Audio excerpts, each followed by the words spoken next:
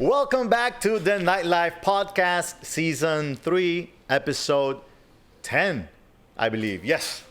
Guys, so welcome from Calle Ocho. Today, I am going to be sitting down with a longtime friend, actually one of my first partners in the industry, and someone I've been wanting to sit with for a while, but he just keeps traveling around the world and has no time for me anymore. So without further ado, welcome my good friend, Thank you, Miguel Julio. Angel Valenzuela.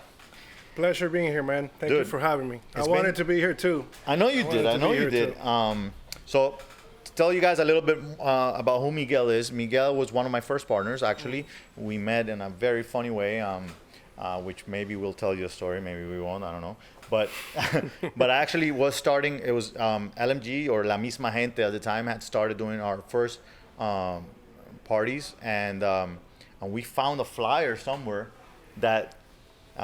There was an event at a venue that we were doing like a monthly event or every so time, I don't remember exactly, and there was a flyer that said there was an event there, and there was this other company, and they also had our company's name in it.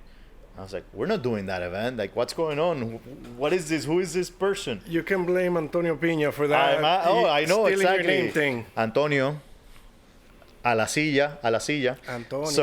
So Antonio, who was also one of our first partners, actually the first guy that introduced me to the nightclubs, except different from doing the events, but more nightclub thing. Very talented guy, by the way. Yes, definitely.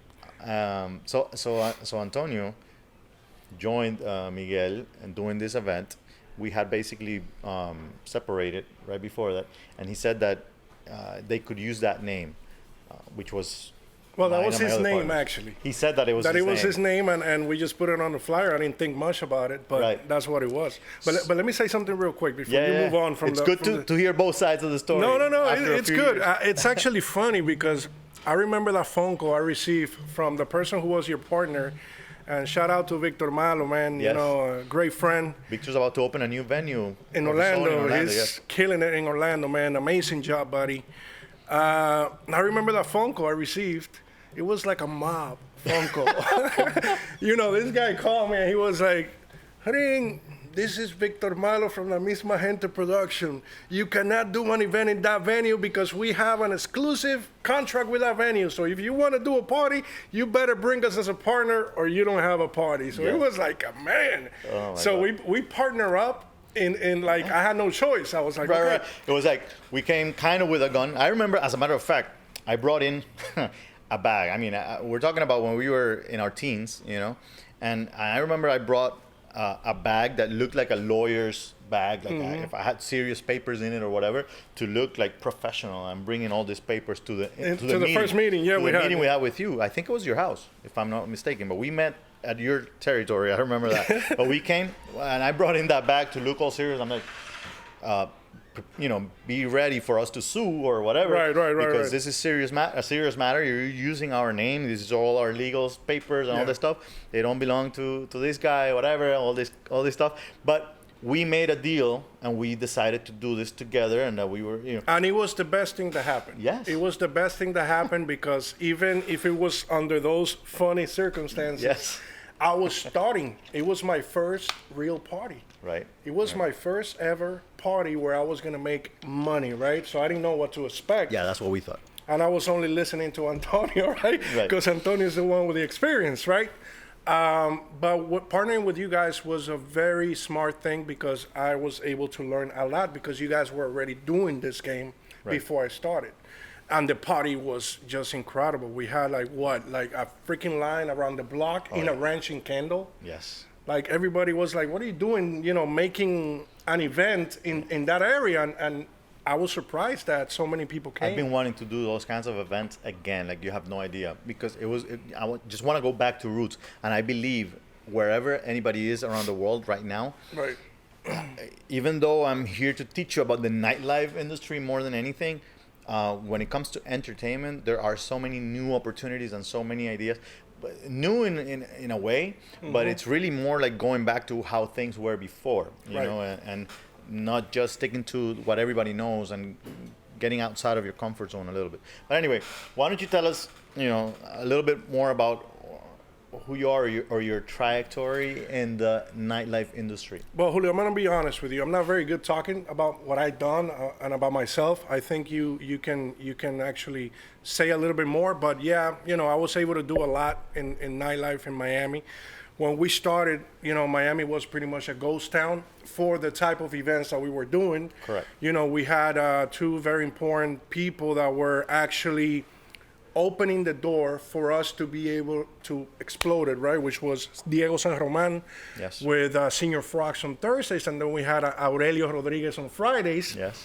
And that became for us like the place where we were able to network and create the empire that we created, because he, speaking truly, was an empire. Yes. What we did was serious.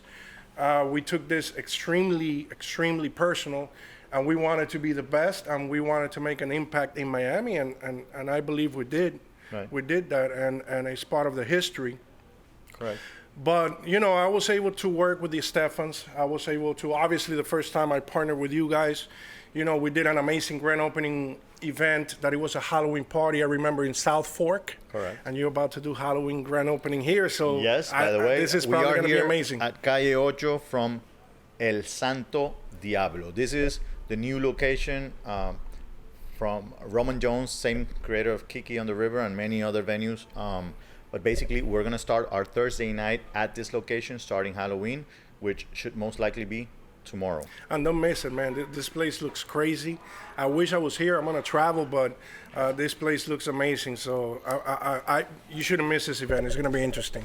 So Halloween has been a big thing for us for a long time, because from that first one, which I think we were talking about, a good friend of ours, Jairo Martinez. Right, he was involved joined us in that event. And one of the things that Jairo Martinez brought to the table, if you guys don't know, Jairo Martinez is somebody in the industry who has been more on the side of the entertainment, the artist, and managing artists. He's discovered artists as small as this girl called Shakira, and so currently Jairo's in Colombia, and he's on television. He went back to Colombia for actually doing a little more of politics. Right. But then he went back to his thing, and he's on TV now. Has a couple of shows actually doing well, and but still in the industry. But he did a lot of events back then, and he did a few with us. Right. That event was amazing because he brought all the artists that he knew, and it kind of also helped us in guide in that direction of the right crowd too. I think that event for your career and my career and Jairo, being nice to help us, because he didn't even make money, I believe, in that party, right? Think so, yeah. I think Jairo did it because he wanted to help us. By the way, I don't think we were doing it for the money. No, we never did it for the money. The money came natural. Exactly. And that was the key. I think that's one of the things that a lot of people forget about. And actually, a lot of people talk about, don't think about the money, don't focus on the money. Right. But after they've already made the money. Right. Right. And the ones that are trying to make the money are only thinking about the money. So it's one of those things that you learn too late in life. Sometimes one of those that you're like, I wish I would have known this earlier. And a lot of people go, yeah, I told you, but you just didn't listen. Right. So listen, it's not about the money. Yeah, you're going to make money, but don't make it about the money, because if you do, then you're not going to do it the right way, and then you're not going to make the money. So. Right. So that venue where we started that party lasted 13 years, I believe. But on that path, we parted ways. Right. We've always been friends. But we've also been competition, and we've been tough competition. Absolutely. Never unfair, but nope. Tough competition. It's been. And we made each other better. We made your company was better. I believe because of what I was doing with my partners, and I was a much better promoter because of you guys. Right. Because competing against you guys was extremely difficult, and I believe it was the same way the other way around. But thankfully, there was enough for both of us. We didn't say it out loud back then. Right. We were like the other day somebody told me something about my competition. And on your comments on Yeah, Facebook. yeah. And then Leandro, personaje, mentioned, oh, your competition is gonna, get mad or whatever. What and I just said, what competition? So we joke around, and as a matter of fact, today we still have some relationships with whoever considers themselves our competition and the ones that we actually consider as competition. And the relationships have changed. There has been an evolution from what it was. Back then, we all knew that it was kind of like a little mafia thing, that we knew who was the ones that actually mattered. Right. Anything else, we were just like, wait for it to, it's gonna last 3 weeks, and it did. It Right. was, they would open, close, because we kind of would see Right. the direction they were going, and we knew what worked and what didn't. Right. And we probably still see that today. But today, the new generation, for some reason, has opened up, even though they don't like to be told what to do, and they believe they know it all. Right. Since I took on this new... So did we, right? Yes. No, that is Yeah, true. we can't blame them, but it's better if you listen. Trust me. So the thing is this, when I started doing this and the mentoring, I have realized that a lot of the people, even here locally, have opened up to being helped. Right. And I respect that, because it's not easy to come to your maybe competition and say, you know what, I'm willing to take the advice from you, that I know that you've done it not just right, which is one of the things I think we need to get into. Right. We did a lot of things right. But the most important thing that I know for a fact you guys can take away from us sitting down today is to go into the things that we did wrong. And you mentioned this probably like 2-3 weeks ago when we first spoke about sitting down. And I think, you know what, you nailed it, because I've been waiting to talk about mistakes for a while, and it's a good time as any to get started on that. But let's start with you. Perfect. It's not all good when you're in this industry. There are days that you wake up and you go, oh, man, how am I gonna pay those bills, or how am I gonna make sure that I can pay the band that I hired, or if you have a big event, or oh my God, the sales are not even, nobody's bought any tickets. What's going on in pre-sales? Even though we were never huge in pre-sales, as nowadays everybody's on Eventbrite and selling tickets ahead of time. So what do you think were one of the biggest struggles along the way? Well, I think talking about your screw-ups is extremely important to be able to teach people something. Because if you only talk about the good stuff, then you're not being real, right? So, this is the type of business where you can do a lot of things right, which, in my own personal, let's call it career, if we want to, of almost 20 years. It's a career. I did a lot of the right things, right? But I also made a lot of mistakes, okay? And I'm gonna talk about those mistakes. Now, if you don't mind, Julio, it'll be cool if I can talk a little bit about the things people can do right first and that I did right. Of course. Then I get into the wrong things, so you don't make the same mistakes I made. I think we're gonna try to teach you today some stuff, so it's gonna be fun. If you're watching this right now, and be a little patient, because you're gonna get some substance from this, and I believe this is gonna be great for you. So hang in there with us, because we're gonna talk a lot about a lot of good stuff. So this is your first time sitting on a podcast? Yeah. Doesn't sound like it, man.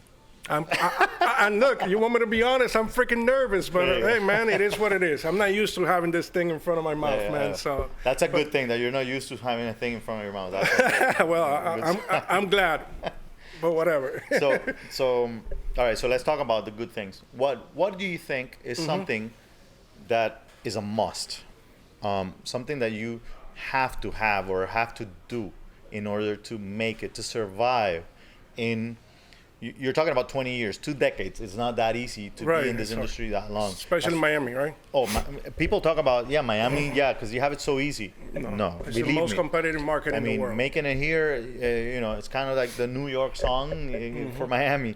You make it here, you make it anywhere. Yeah, absolutely. Absolutely. So, which is one of the things that opened the doors to helping people around the world. Right. Because it is easier, actually. I have most people I talk to from the smallest towns that you could think about, to cities, huge cities I didn't even know existed, you know, and that already have great nightlife, but it's just different, Right. you know, and so I kind of work with everybody kind of custom, you know, Right. depending on where they're coming from and where they want to go, to see what the right path is for them, because it's not, Right. you know, my path of being a sub promoter, main promoter, marketing partner, owner, investor at some time, and then back to marketing partner, and now mentor. You know, it was my path, but that doesn't mean that it has to be everybody's path. Right. It was what worked for me. So, with you, what do you think?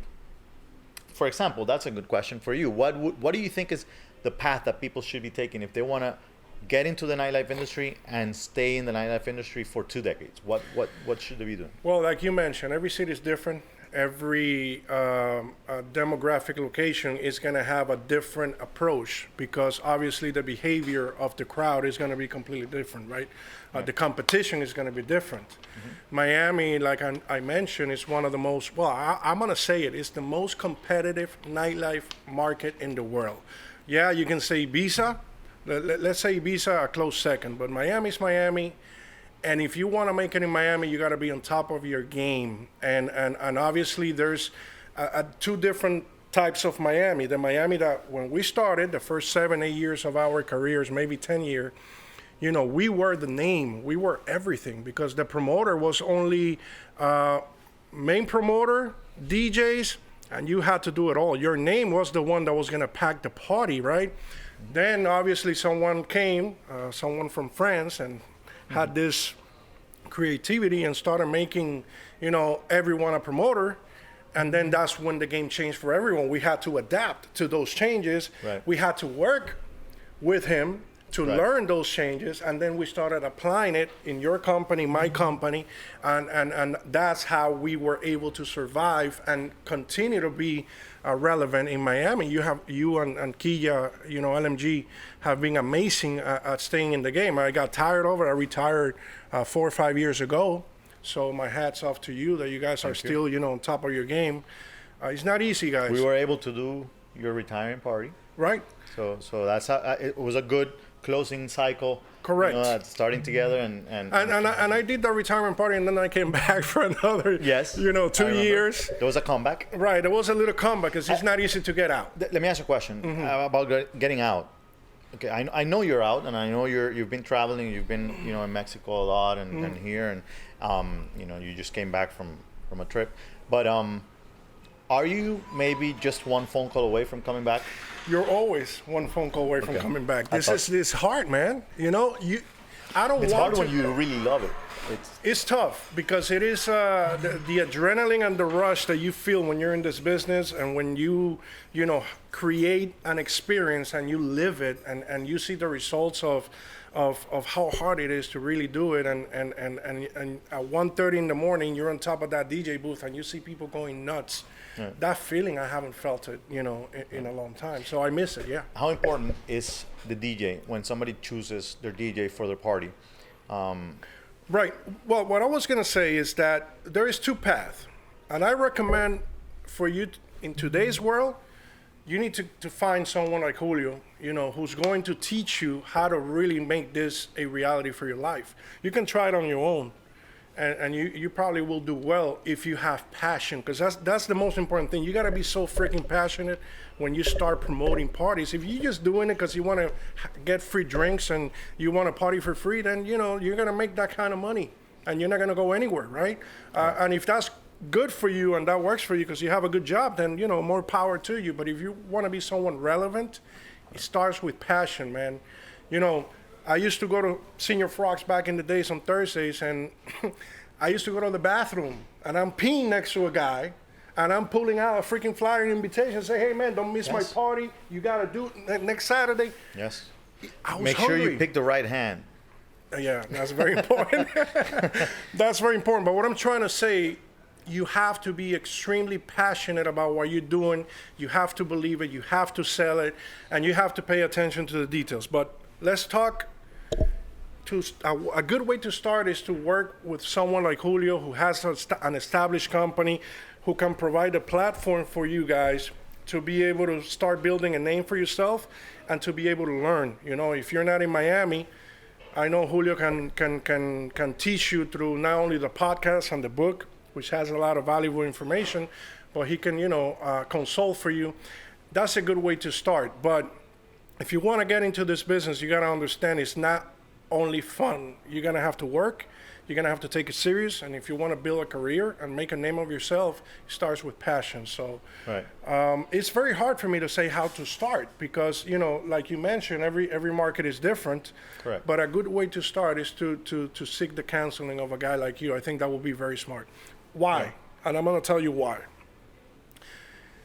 Things that we know because of the market and everything we've been through in Miami, it's impossible for someone outside of Miami to know it because there is so much competition in Miami, because there are so many options and you are in the top nightlife market in the world. You're going to have to be extremely creative and you're going to have to reinvent yourself over and over and over. And you're going to have to wear a lot of hats. You're going to have to learn about marketing. You're going to have to learn about music. You're going to have to learn about promotion. You're going to have to learn about operations, which I know you learned everything, right? And by doing that, you continue to grow and become bigger and bigger and bigger. And it's harder for people to be able to compete against a person, for example, in your case, you're still in the business against you because you know through A through C everything that needs to be known about nightlife, right? Right. So, if people from, let's say, I don't know, Boston or someone from Mexico or someone in Europe is watching this podcast and they can learn the things that you know from the Miami market and apply it in those cities, they're going to make a killing. Sky's the limit, yeah. And it's going to be very hard for anyone to compete against them because they're going to learn the tricks. Yeah. Of how you are successful in a city like Miami. You apply it in a city where the competition is less and you Right. can pretty much rule the night if you do it right. So, the first thing I would recommend is contact a guy like Julio and you can start from there. There you go. So thank you for that, the plug. But but I agree. I mean, one of the reasons I started, the first thing was I wrote the book thinking I want to leave a legacy, Right. right? Because I'm like, I'm getting close to probable retirement, maybe, and maybe focus on other things in the nightlife industry, but more just ownership and not really with the marketing and the promotion, which is the biggest headache and the biggest, and I still see it as the most important part. Yes, you got to choose a right location. When it comes to owning a venue, you got to choose the right location. Yes, you have to have the right management and best operation and great service. And you also have to have a good product. Right. But if the marketing is not right, nothing's going to happen with whatever location and whatever. Right. It's not build it and they will come. That is not the Right. case with this. Maybe in Vegas. You know what I mean? Maybe something like that, or even New York has those opportunities. But probably the size of the investment, the amount of investment you have to have, Right. it's bigger also anyway. So. Yes, you have to, you need all those things, but the marketing is the most important. So I started that in that way. And then the book grew in the sense that so many people contacted me thanking the value they took from the book. Right.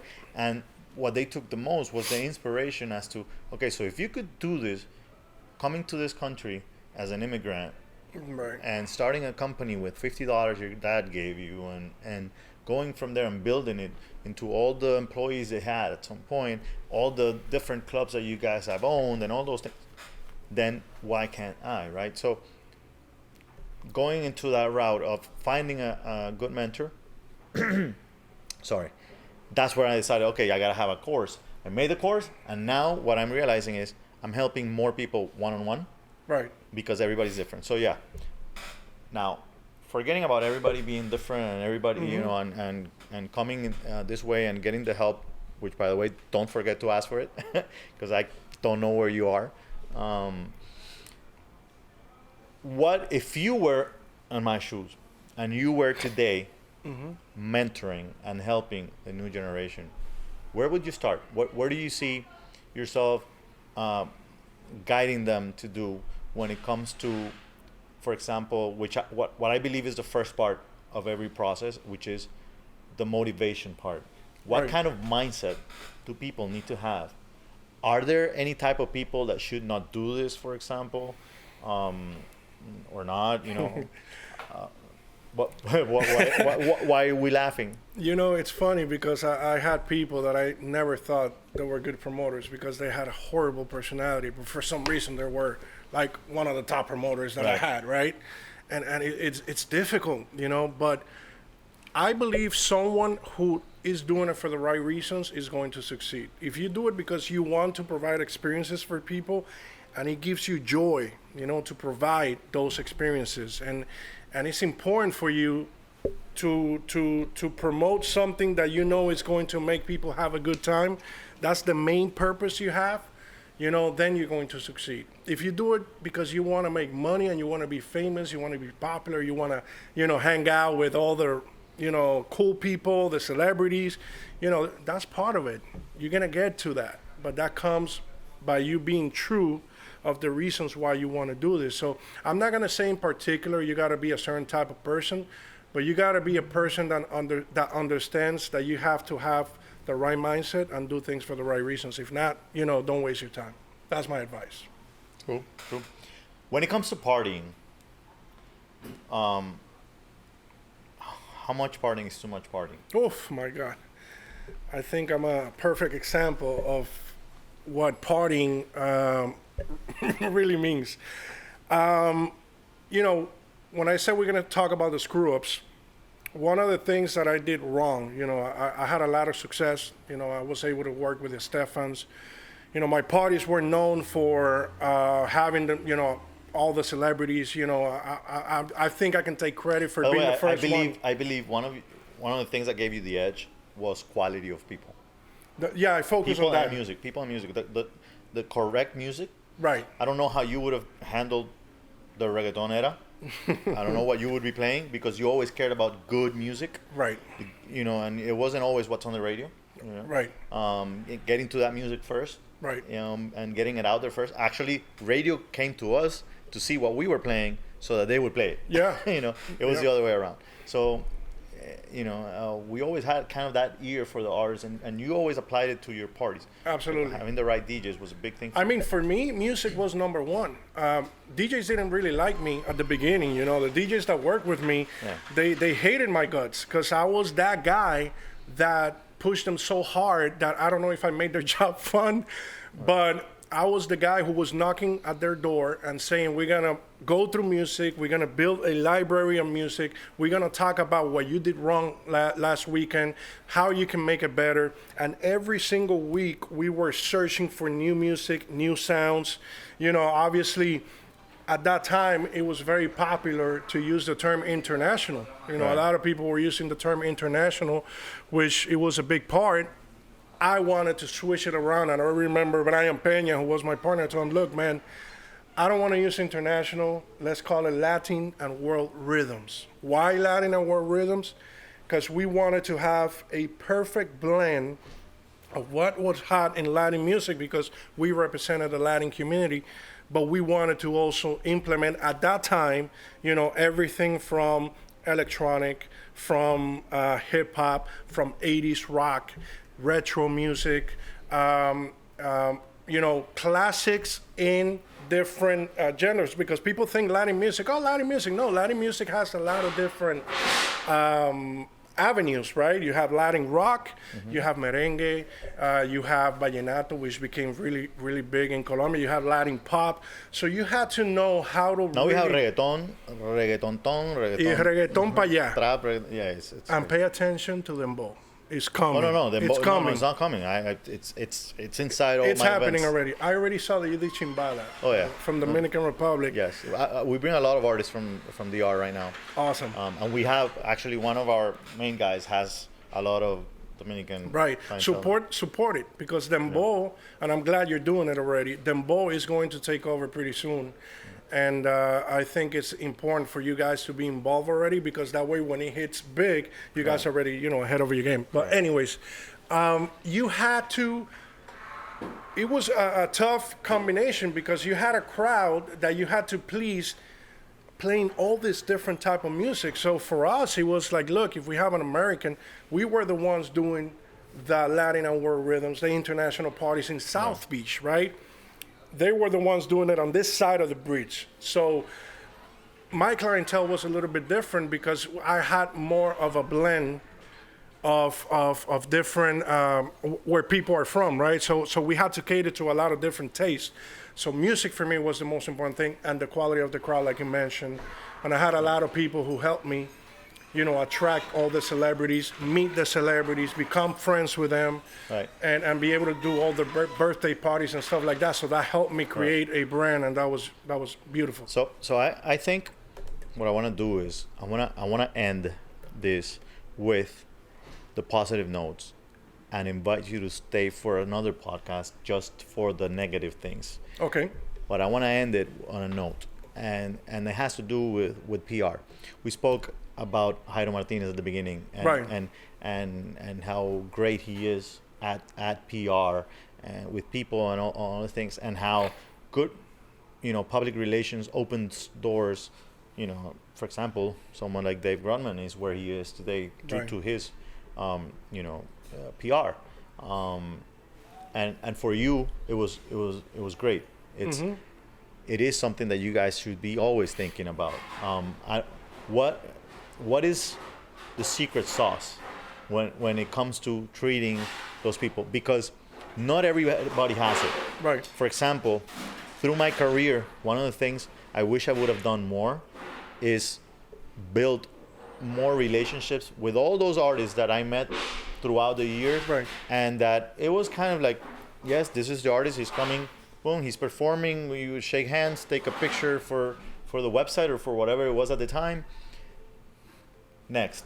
It was for me, it was more of a business, but I realized that I was passing on building those relationships, which is one thing that I always saw that you were very good at. You say we're going to do another episode to talk about the negatives, which I think is great because we have a lot to talk about when it comes to the things we could do different. There's a lot of things you were doing right and Kia was doing right. Right.